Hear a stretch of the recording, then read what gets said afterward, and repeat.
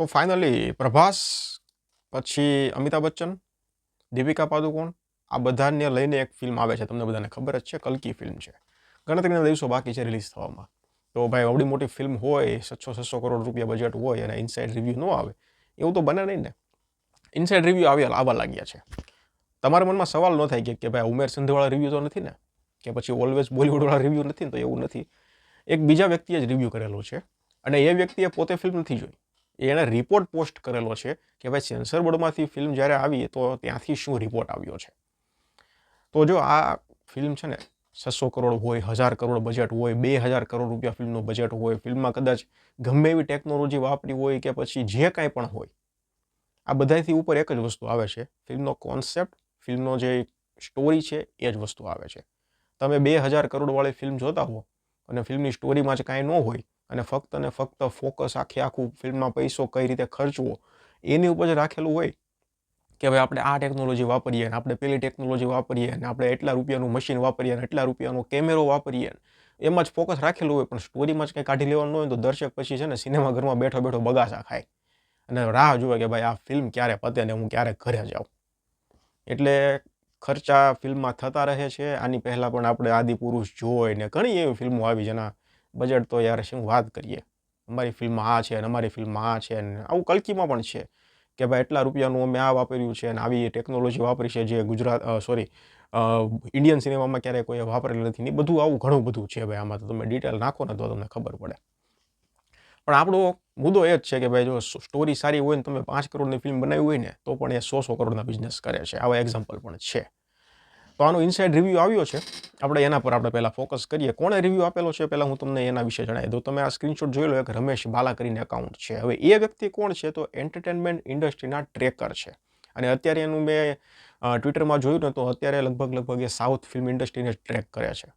એટલે એના વિશે જ બધી જાણકારી ને બધી માહિતી આપે છે. તો એ વ્યક્તિએ 19 તારીખે પોતાના અકાઉન્ટમાં એક પોસ્ટ મૂકી છે અને પોસ્ટમાં લખેલું છે કે ભાઈ કલ્કીનો જે સેન્સર બોર્ડ છે ને ત્યાંથી શું રિપોર્ટ આવ્યો છે, ત્યાંથી શું ફિલ્મનો રિવ્યૂ આવ્યો છે, એના ઉપર એણે થોડી 2-3 પોઈન્ટ લખેલા છે.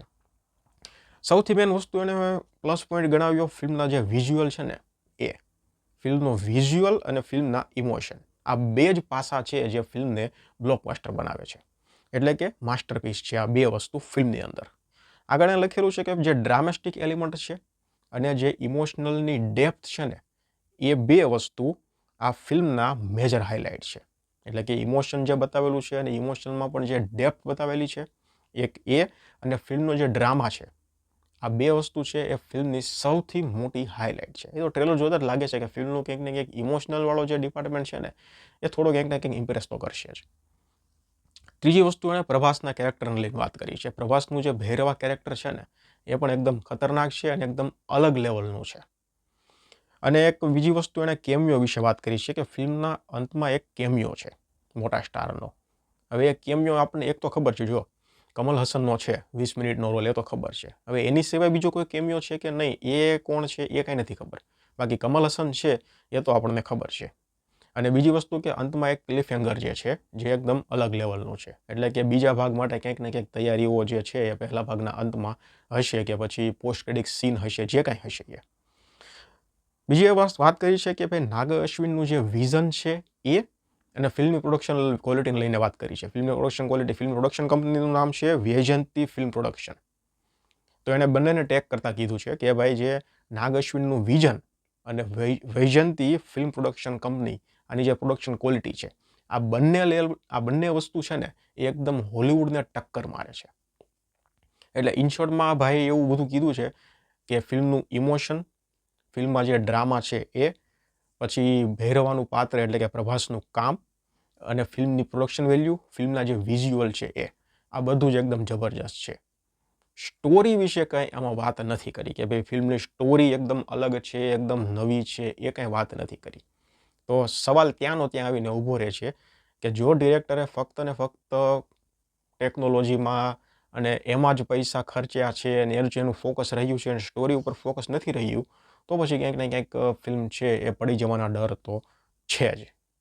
એટલે જ્યાં તે ફિલ્મ રિવ્યૂ કરીને કોઈ વ્યક્તિ રિવ્યૂ ન આપે ને ત્યાં સુધી કોઈ પણ ફર્સ્ટ રિવ્યૂ ઉપર તો ભરોસો કરવાનો જ નહીં. અને એમાં પણ સ્પેશિયલી જ્યારે આવી મોટી મોટી ફિલ્મો આવતી હોય ને ત્યારે મોટી મોટી 500 કરોડ 600 કરોડ અમારી ફિલ્મમાં 700 કરોડનું બજેટ છે ને આ પેલી ટેકનોલોજી છે ને ઓલી ટેકનોલોજી છે ને એ બધામાં તો સ્પેશિયલી ભરોસો નહીં. કારણ કે આટલી મોટી ફિલ્મ એટલે ટિકિટના ભાવે વધારે હોય. તમે જોજો એડવાન્સ બુકિંગ જ્યારે ઇન્ડિયામાં ખુલે ને ત્યારે આ ફિલ્મના ટિકિટના ભાવ તમે જોજો.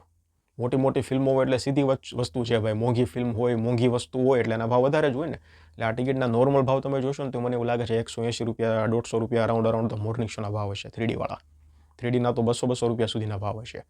એટલે જ્યાં સુધી રિવ્યૂ આવે નહીં, જ્યાં તમે કોઈ પણ વ્યક્તિને ફોલો કરતા હોય એ વ્યક્તિ ફિલ્મ જોઈને આવે અને પછી રિવ્યૂ આપે અને તો પછી તમને એવું લાગે કે ફિલ્મ જોવા જેવી છે પછી જ જોવા જાજો. બાકી આવા ઇનસાઇડ રિવ્યૂ તો ટ્વિટર પર ને ફેસબુકમાં ને ઇન્સ્ટાગ્રામમાં ને ગૂગલમાં ને બધે આવતા રહેશે. એટલે ફિલ્મ રિલીઝ થાય, ફિલ્મ જોઈએ, પછી ક્યાંક ને ક્યાંક એવું લાગે તો થિયેટરમાં ફિલ્મ જોવા જવાનું રાખજો. તો આ હતો ઇનસાઇડ રિવ્યૂ. ધન્યવાદ.